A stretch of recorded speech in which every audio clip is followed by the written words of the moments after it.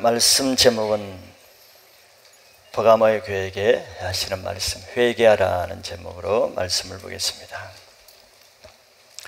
이 세상에는 빛이 있으면 어둠이 있듯이, 또 선한 것이 있으면 악한 것이 있고, 또 아름다운 것이 있으면 또 더러운 것이, 양극이 같이 항상 있습니다. 이 땅에 있는 교회도 예외일 수는 없습니다.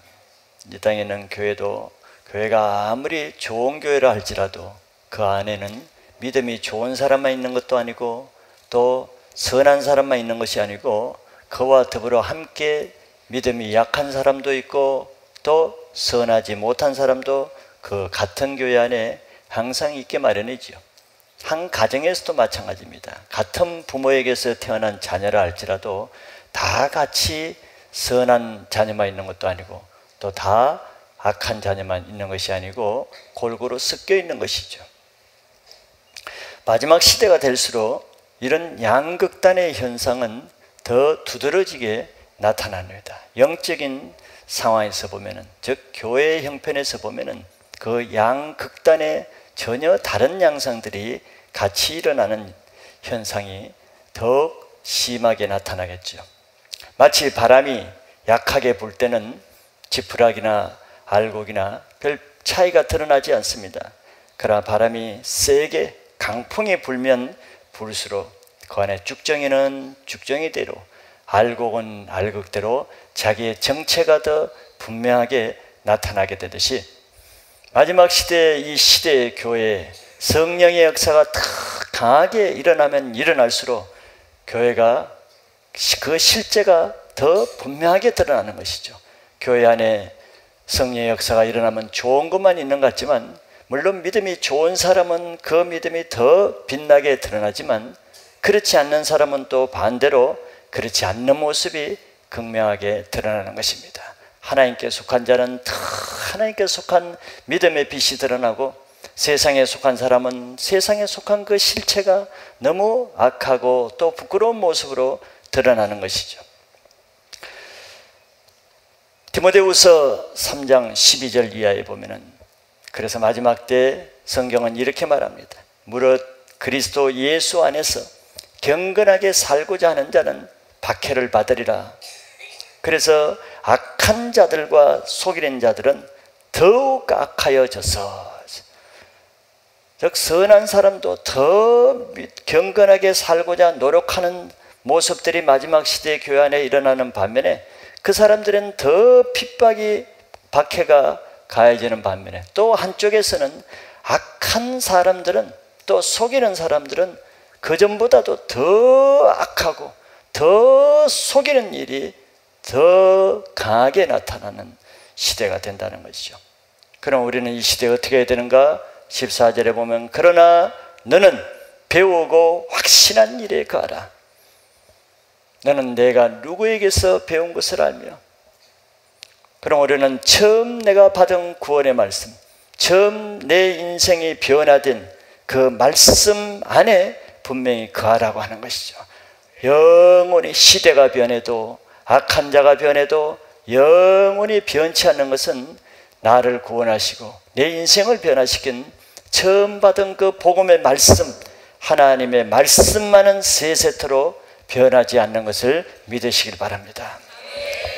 그래서 세상이 악할수록 우리는 더욱 깨어서 그 시대를 따라 살지 말고 말씀을 따라 살아야 될 이유가 여기 있는 것이죠.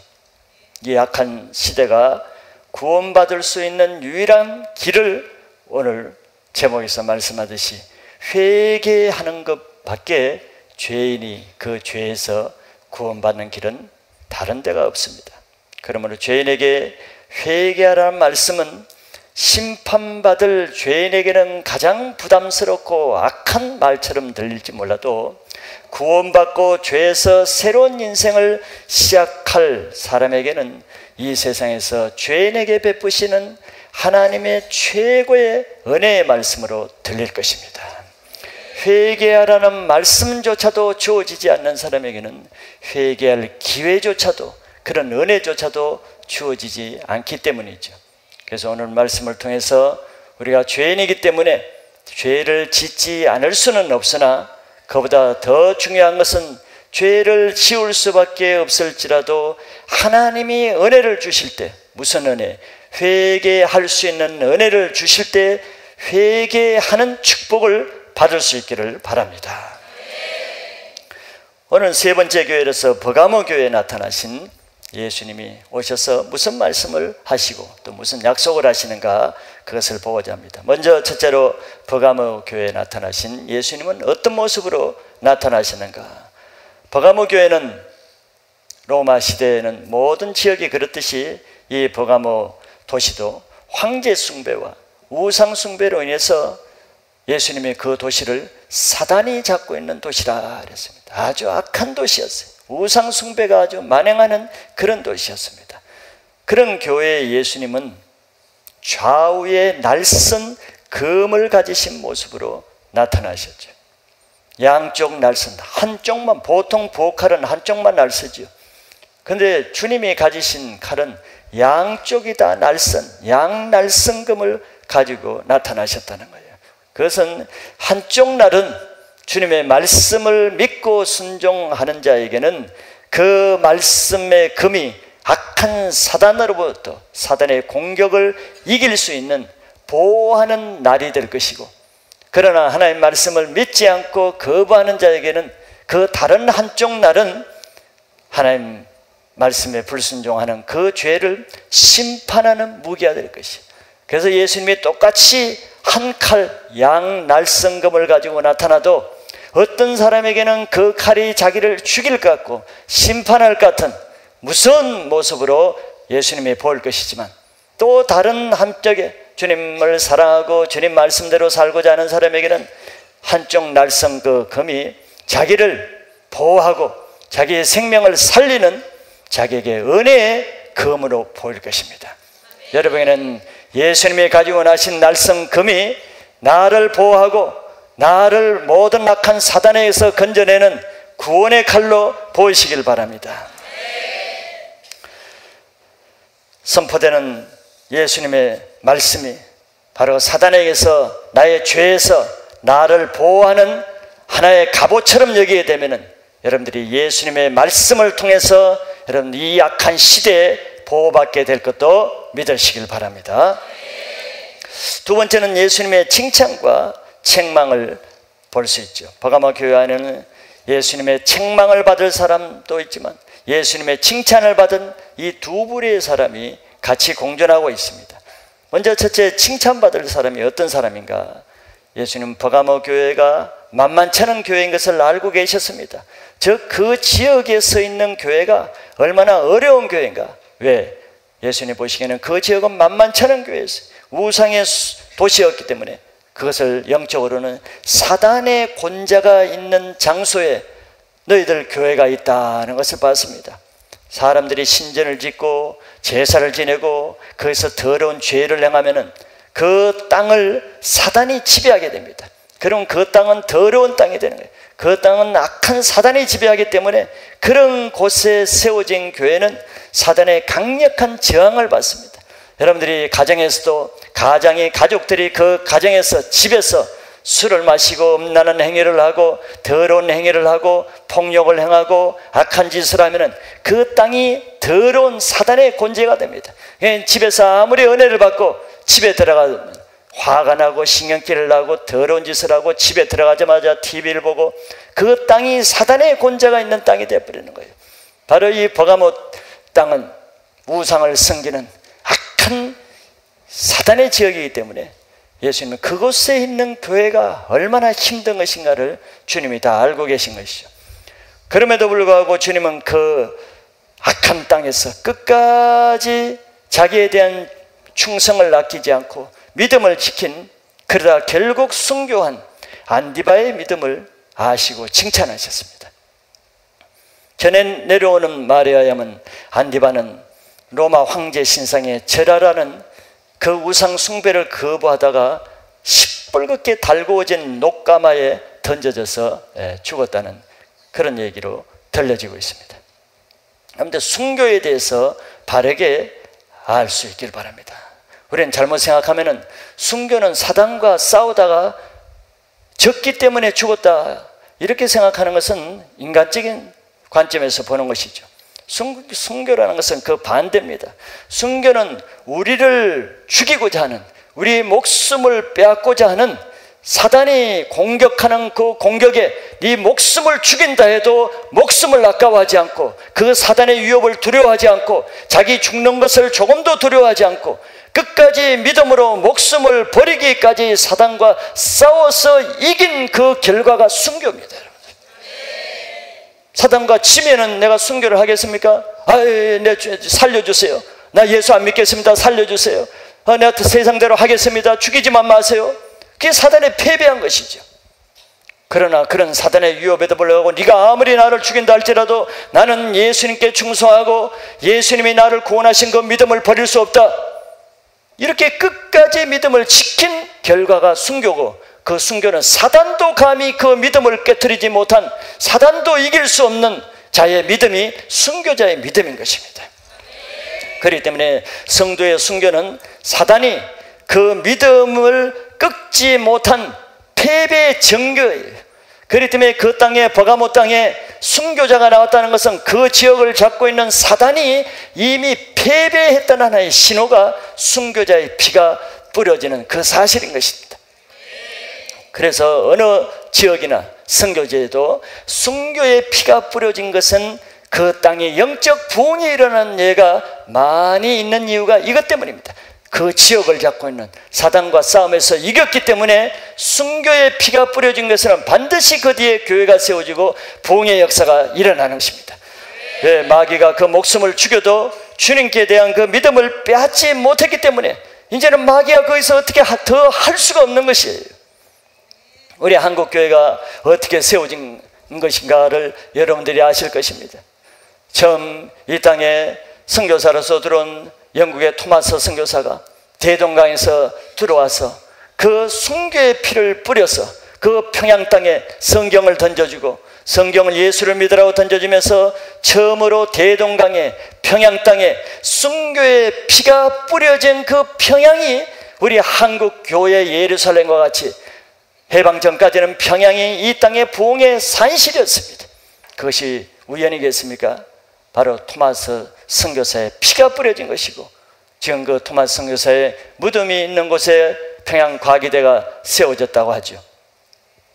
바로 지금도 이런 순교의 피가 뿌려지는 곳이 장차 부흥이 일어날 예정지인 것을 알아야 됩니다. 지금 이 세계 곳곳에 어느 곳에 순교의 피가 뿌려지고 있습니까? 여러분들 지금 한국과 같이 이렇게 아름다운 교회가 있고 큰 교회가 있는 이 땅에 다른 것은 다 할지라도, 아름다운 프로그램과 모든 행사는 다 있을지라도 가장 찾아보기 힘든 것은 이런 평안하고 부유한 교회에서는 순교의 피는 찾아보기 어려운 것입니다. 지금도 순교의 피는 이런 편안한 북미나 남미나 어디 유럽이나 한국이나 이런 땅인 이런 교회에서, 남한교회에서 순교의 피가 뿌려지는 것이 아니고, 지금도 강한 순교의 피가 여전히 뿌려지고 있는 것은 북한 지하교회나 무슬림권에서 정말 목숨을 걸고 싸우는 사람이나 이런 지하교회에서 순교의 피는 계속 뿌려지는 거예요. 며칠 전에도 신문 기사에 보니까 탈북해서 중국에서 복음을 듣고 탈북해서 한국으로 오는 것이 아니라 그 복음을 듣고 나니까 복음을 듣지 못한 자기 가족 이웃들이 너무 불쌍하니까 다시 자기가 탈북해 나온 북한으로 다시 들어가서 이웃에게 지하에서 은밀하게 복음을 전하다가 발각돼서 현장에서 공개 총살령이 돼서 3명이 그 자리에 죽고 나머지들은 강제 노역소로 보내졌다는 기사를 본 적이 여러분도 있을 것입니다. 지금도 우리는 편안하게 주일날 앉아서 졸면서 예배를 드리지만 북한 땅에서는 지금도 말씀 한마디를 듣기 위해서 목숨을 걸고 다시 자기 민족에게 들어가서 거기서 죽어가는, 피를 흘리는 이런 현상이 있다는 것을 우리는 귀를 열어 들을 수 있어야 됩니다. 왜? 마지막 때의 복음의 부흥은 순교의 피가 일어나는 북한 땅에서 일어날 것을 예견할 수가 있는 것입니다. 마지막 때 놀라운 부흥은 세속화되는 어떤 유럽이나 미국이나 한국 교회에서 일어나기보다는 오히려 지금도 목숨을 걸고 피를 뿌려가는 나는 북한 땅에서 다시 리바이벌 재부흥의 역사가 그곳으로부터 일어나서 남한교회를 역으로 정결케 하고 회개케 하고 부끄럽게 해서 북한 교회를 통해서 오히려 남한교회가 회개의 바람이 불게 하는 역풍이 불게 될 날이 있게 될지도 모른다는 것을 여러분들이 인식하고 있어야 되는 것입니다. 복음을 위해서 죽음을 두려워하지 않는 이런 사람만이 마지막 시대의 부흥의 주역이 될 수 있습니다. 마지막 시대는 그런 믿음이 없이는 다 짐승의 표를 받게 될 수밖에 없는 그런 아주 두렵고 악한 시대가 될 것이기 때문에 여러분들이 내 신앙에 자족하면 안 되는 것입니다. 신앙에 지금 불평하고 원망하고 이런 시대가 아닌 것이에요. 지금 먹고 사는 문제로 편하고 불편하고 사는 문제로 내 감정이 상하고 안 상한, 기분 좋고 기분 나쁜 이런 시대가 아니에요. 지금 내 생명을 들었더라도 내가 하나님 말씀대로 사는 믿음을 하는가, 아니면 지푸라기 같은 믿음을 하는가, 이런 생존의 싸움입니다. 영적 생명을 걸고 빼앗는 이런 싸움 가운데서 여러분들은 깨어있는 신앙을 하시길 바라요.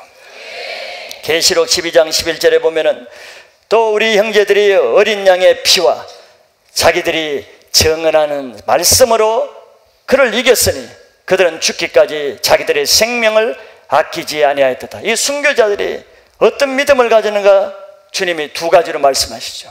끝까지 순교할 수 있는 믿음, 믿음을 배반하지 않는 믿음은 두 가지입니다. 첫째는 그 형제들이 어린 양의 피로 그를 이겼다는 거예요. 어린 양의 피, 예수님의 십자가의 보혈로 날마다 자기 죄를 회개하고 사단의 공격을 이기는 자가 아니면은 이 세상 죄와 악한 세력을 이길 수가 없다는 거죠. 오직 십자가에 흘리신 어린 양의 피를 의지한다는 것은 날마다 자기 죄를 회개한다는 것입니다.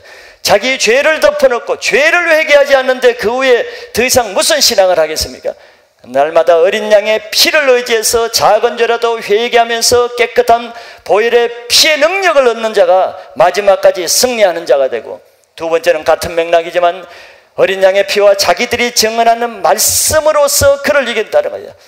마지막 시대는 하나님의 말씀을 영으로 듣고 그 들리는 말씀이 내 죄를 이기고 세상 악을 이길 수 있는 생명의 말씀으로 여겨지고 들려지는 사람만이 마지막 이 시대의 죄를 이길 수 있는 것을 믿으시길 바라요. 이런 자만 마지막까지 믿음을 지키고 살아남을 수 있다는 것입니다. 여러분들에게 주어지는 크고 작은 환난과 어려움이 있을 수 있겠지요. 또 크고 작게 짓는 나의 죄가 있을 수 있겠지요. 그러나 그것은 두 가지로 해결되는 것입니다. 크고 작은 죄는 어린 양의 피로 십자가의 보혈로 항상 회개하는 삶을 살아서 내 영혼을 정결케 하고, 두 번째는 내 삶의 신앙의 지표가 말씀입니다. 늘 하나님의 말씀을 행하기에 힘쓰는, 말씀대로 살기를 힘쓰는, 말씀이 이렇게 하라 그러면 그렇게 하기를 목숨을 걸어야 됩니다. 그렇지 않으면 말씀을 지킬 수가 없잖아요. 내가 생명을 걸고 목숨을 지키려고 하지 않는 이상 말씀은 지켜지지 않습니다. 이 두 가지를 하는 자가 이 세상 마지막 때 끝까지 남는 자가 되는 것을 믿으시길 바랍니다. 이런 버가모 교회는 목숨을 걸고 정인의 삶을 살다가 순교하는 이런 교회를 주님이 칭찬하신 거예요.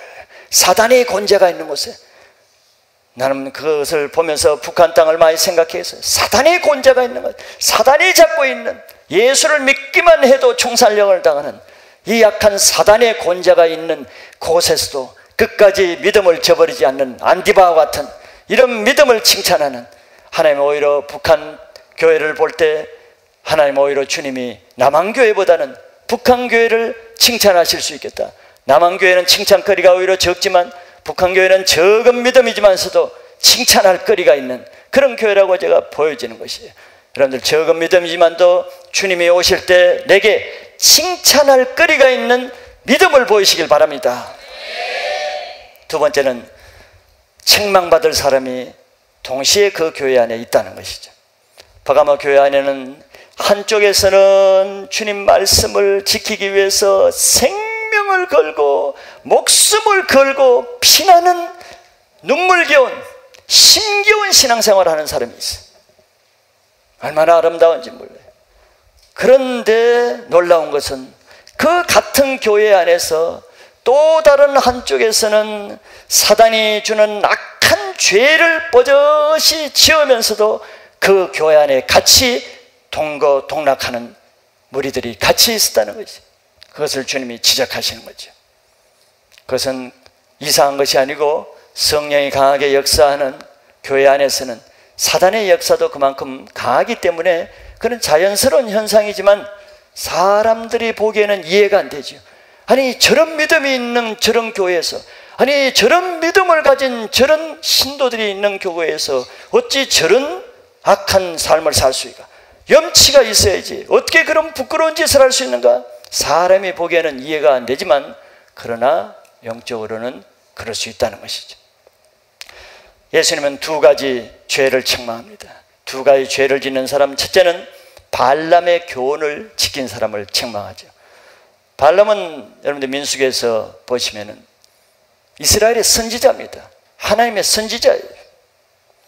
그러면서 이스라엘을 대적하는 모압 왕 발람의 꾀에 빠져가지고 오히려 이스라엘 자기 백성, 하나님의 백성을 저주해 달라는 발람의 제안을 받고 많은 나라에 반을 주고 재산을 주겠다는 이 물질에 얻어가지고 감히 하나님의 선지자로 부름받아가지고 하나님의 백성을 저주하기 위해서 모압 땅으로 가기까지, 물론 하나님이 도우셔서 나귀를 통해서 막았지만서도, 그러나 그 뒤에 계속 유혹하는 그 발람의 유혹을 끝까지 이기지 못하고 나중에는 은밀하게 자기 백성들이 모압 여인에 의해서 행음하게 하고 우상을 섬기게 하는 자기 하나님의 백성으로 하여금 이방 여인들로 죄를 짓게 조장하는 이런 악한 거짓 선지자가 바로 발람 선지자인데, 이 버가모 교회 안에 예수님의 책망할 사람은 바로 이런 거짓 교훈, 잘못된 교훈, 잘못된 선지자의 말을 듣고 악한 죄를 짓는 이런 자들이 있는데 내가 그들을 책망한다고 했습니다. 버가모 교회는 한쪽에서는 주님을 위해서 사단과 생명을 걸고 목숨을 바치는 아주 아름다운 신앙을 가진 사람이 있는 반면에, 그런 사람을 보고 그런 사람이 매주마다 나와서 간증을 하고 하나님의 영광을 돌리는 것을 보면서도 다른 한쪽에는 사단의 유혹에 빠져서 은밀하게 음란한 짓을 하고 음행죄를 짓고 우상을 섬기는 어처구니 없는 죄에 빠진 사람이 같이 있다는 거예요. 주님은 그걸 다 위에서 내다보시는 것이죠. 죄를 부추기며 묵인하는 것은 바로 거짓 선지자의 교훈, 원리, 논리 때문에 그렇습니다. 무슨 논리로 그렇게 하겠어요? 뭐 다른 교인들도 그러더라. 우리 직장에 보니까 무슨 집사, 권사도 그렇게 하더라. 다른 교훈을 듣는 것입니다. 하나님 말씀에 기준하는 것이 아니고 다른 교회, 다른 교인, 다른 사람도 그렇게 하니까 뭐 다른 데 교회를 다니면서도 다 그렇게 하더라. 발람의 교훈을 받은 것이죠. 현대 사단이 가장 흔하게 이용하는 죄는 여러분들 신문지상에도 알겠지만 음행죄입니다. 음란죄입니다. 사단이 가장 악하게 사용하는 죄죠. 그게 다윗도 넘어지기까지 하는 강력한 무기가 이 음란죄입니다.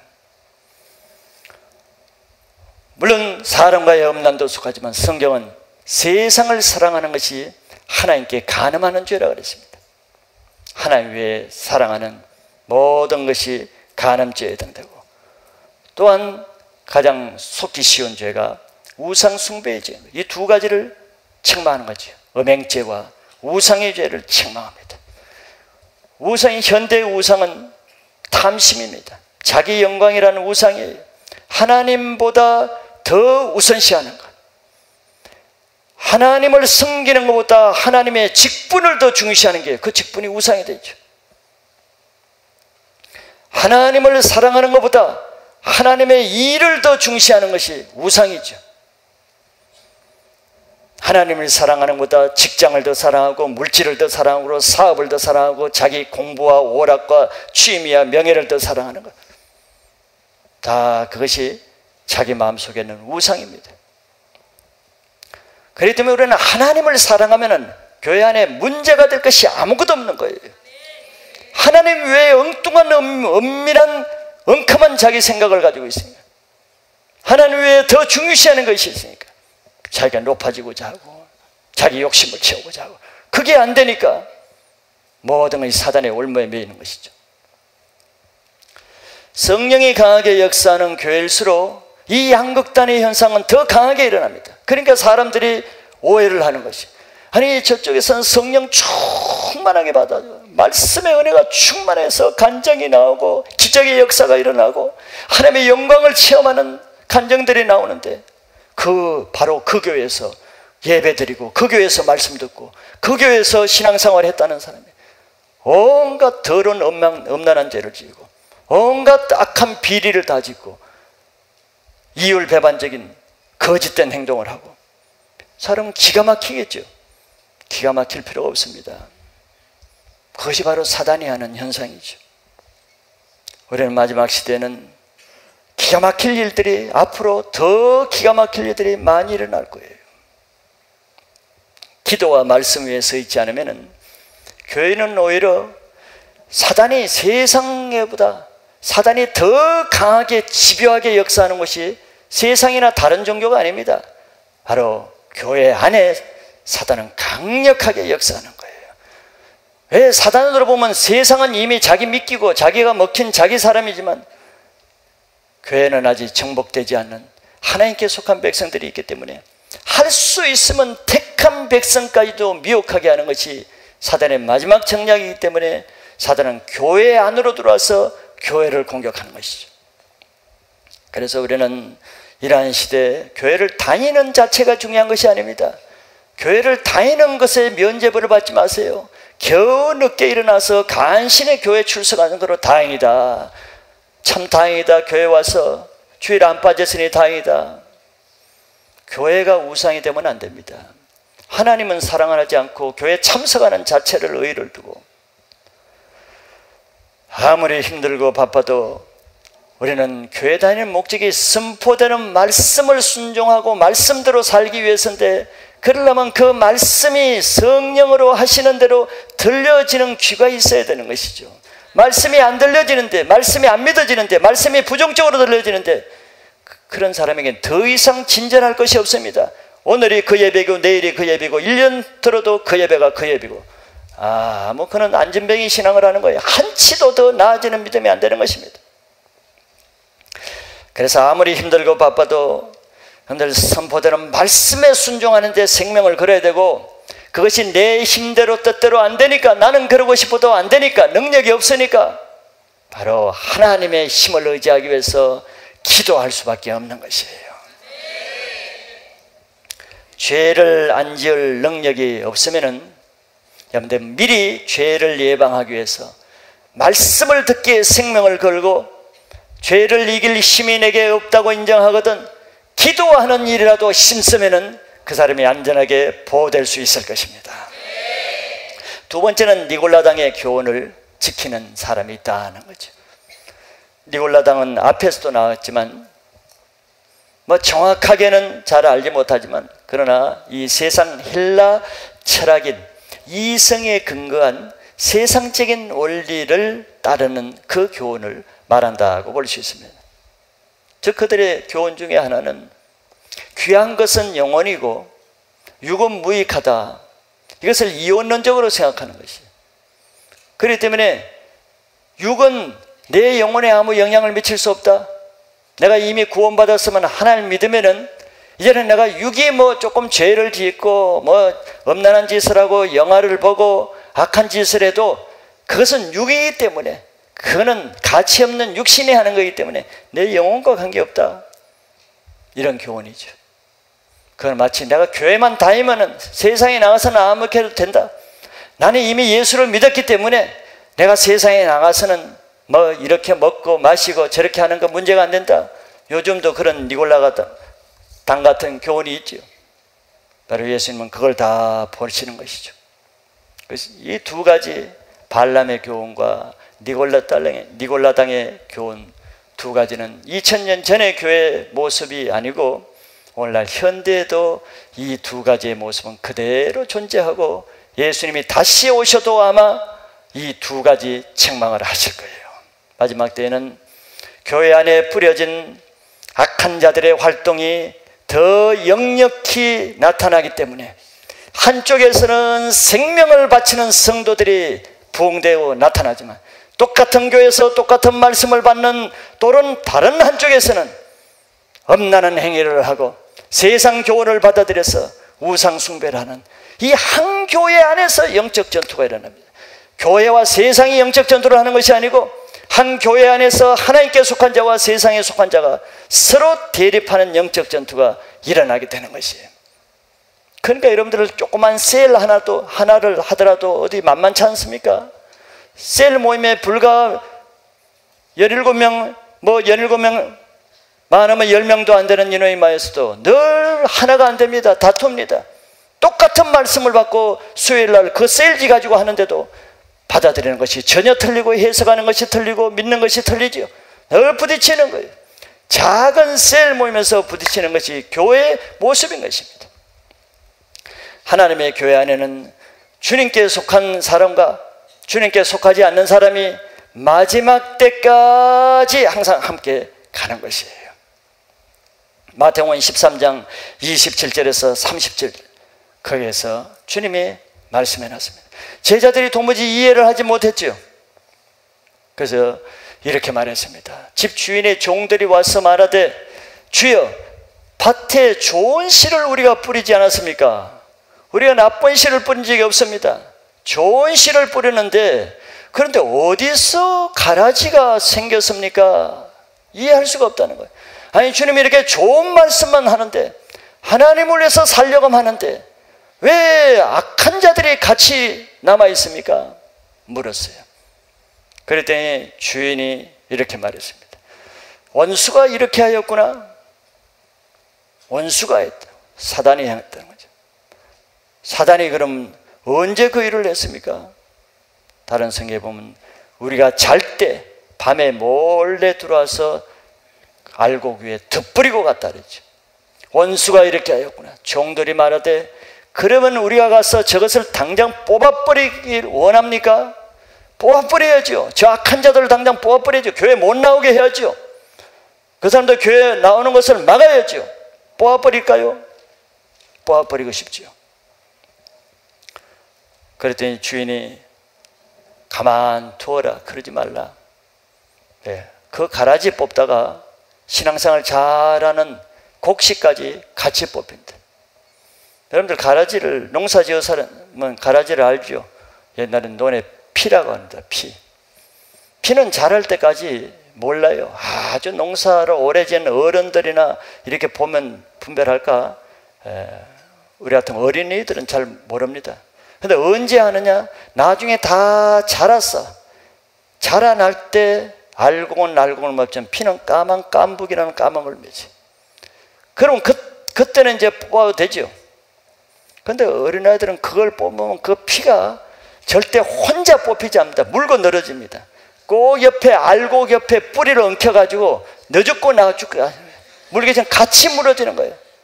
그래서 피를 뽑으면 피만 뽑아지면은 뽑지요.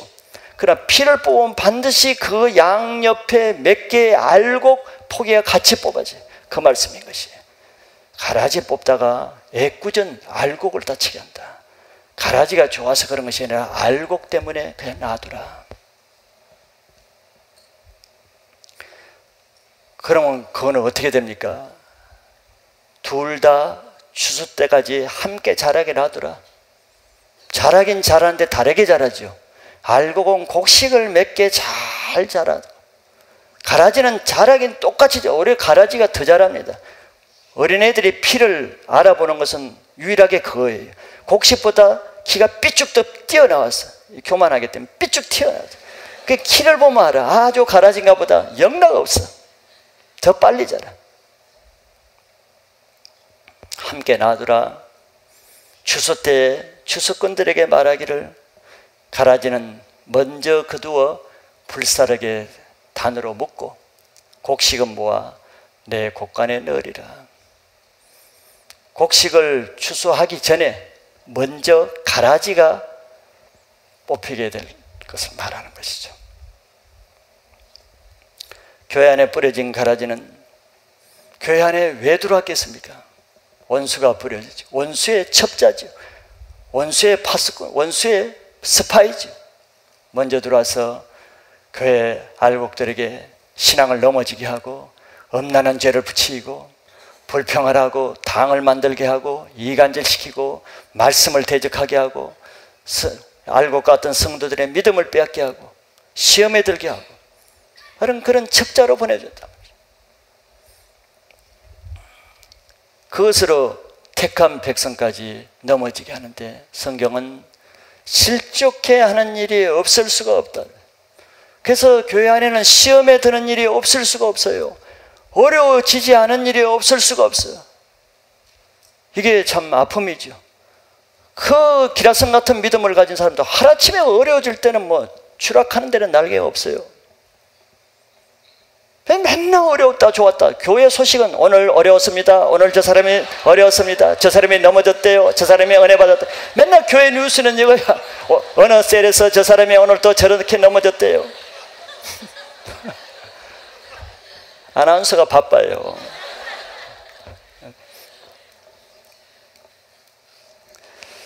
어려워지는 일이 없을 수는 없지만 예수님은 경고를 하죠.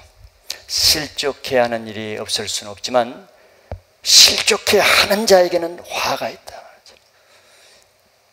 남을 실족하게 넘어지게 믿음의 시험에 들게 하는 자는 연자 맷돌을 메고 바다에 던지오는 그 만한 화가 있다는 거예요.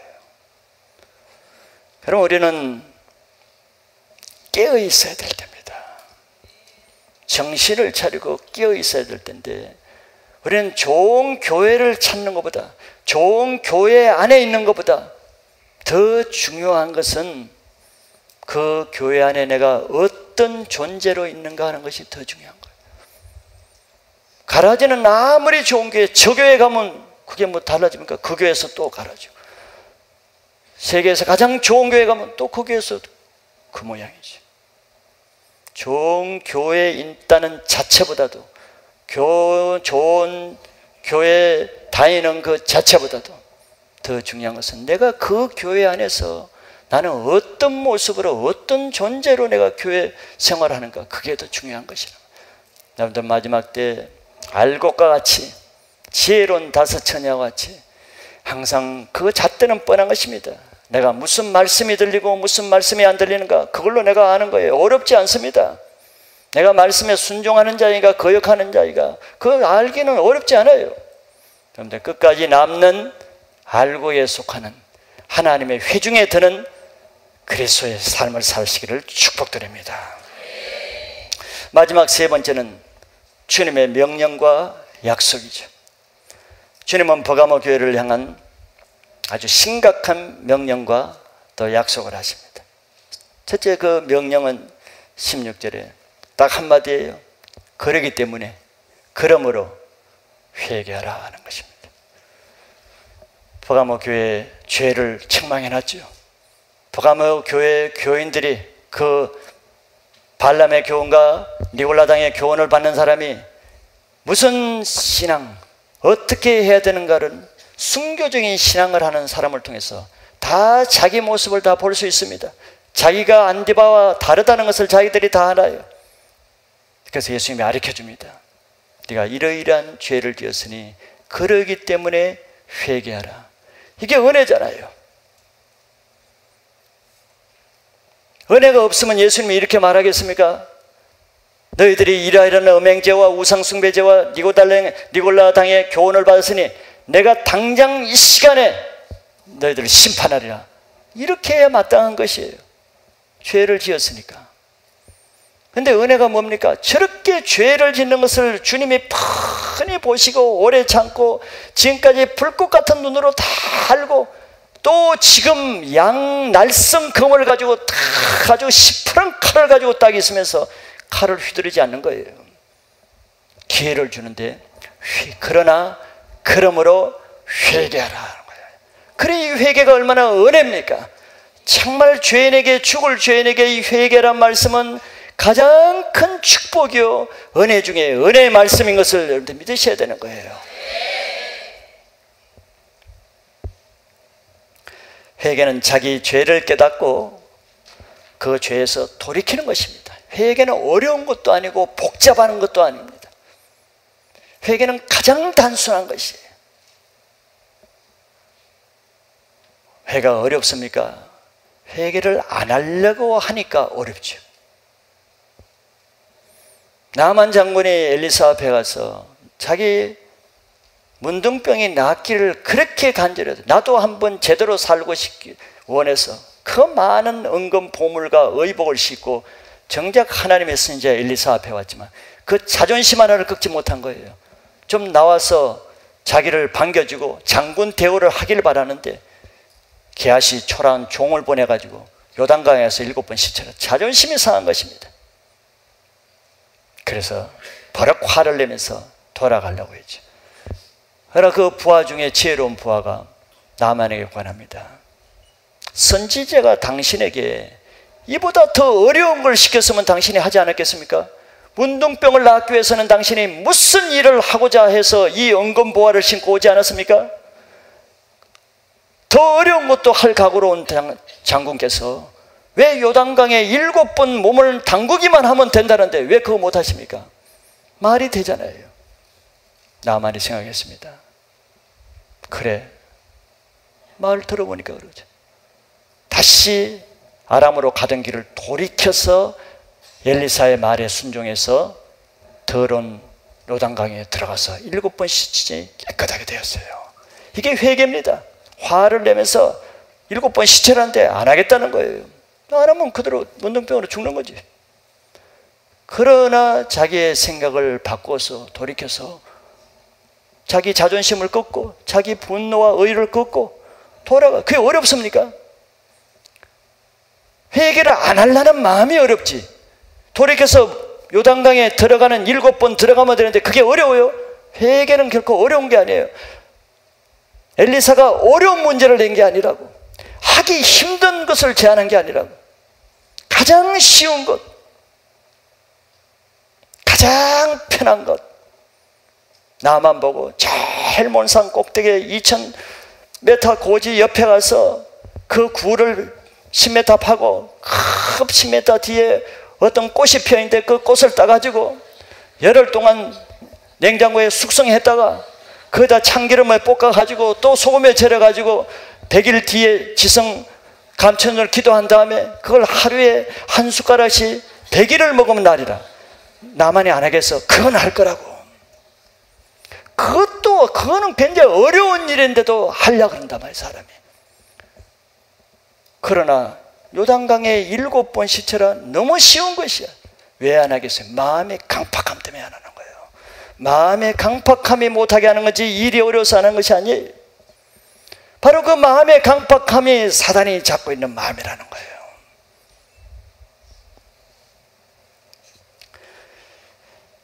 주님은 우리의 회개를 얼마나 쉽게 하시는가? 주님은 간단하게 했습니다. 누구든지 죄를 지으면은 그 죄를 회개하면은 십자가에 돌아가신 예수님의 피가 우리의 모든 죄를 용서해 주시고 씻어 주신다. 굉장히 쉬운 회개 방법을 가르쳐 주신 겁니다. 요한일서 1장 8절 9절에 성경이 이렇게 말씀하고 있죠.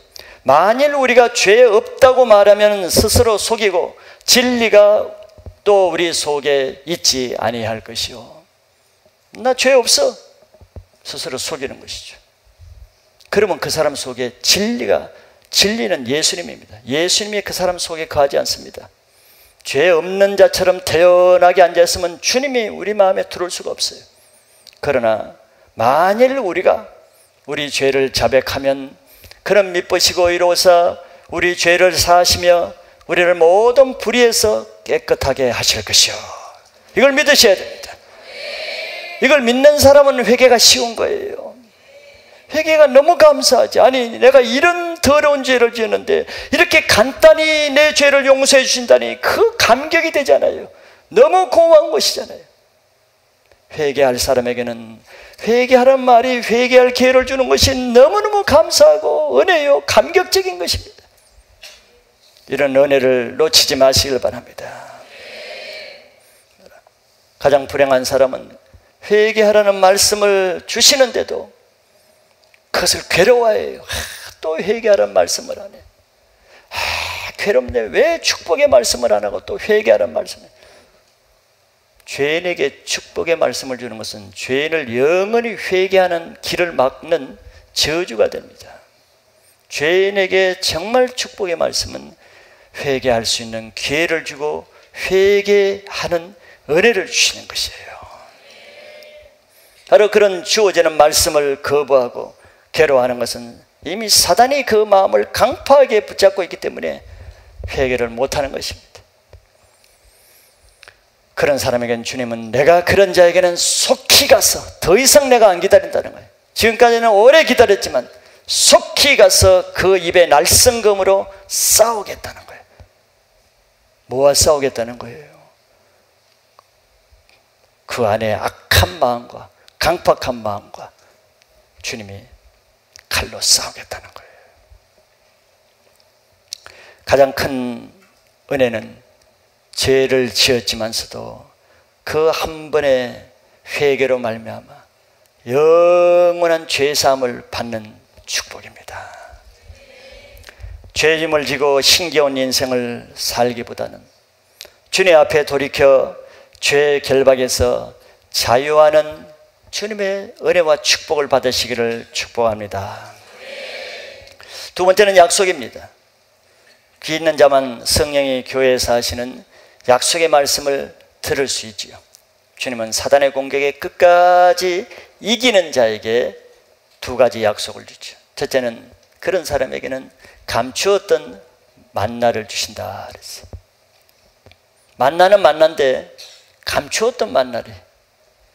왜 감추었을까요? 자격 없는 자에게는 먹지 못하게 하기 위해서, 주님이 주시는 자만 받을 수 있게 하기 위해서 감추어 두신 겁니다. 만나는 구약에서 모세 시대 예수님이 하늘에서 주시는 이스라엘 백성들이 살아가는 양식이었죠.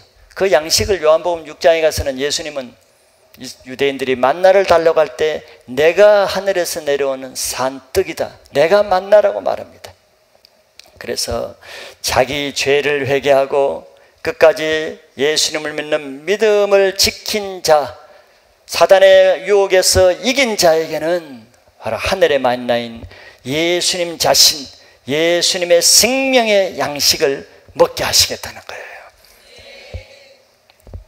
예수님은 썩어질 양식을 위해서 사는 우리들에게, 믿음으로 살려고 하는 사람에게는 믿음이 주는 영의 양식을 주시는 것을 믿어야 됩니다.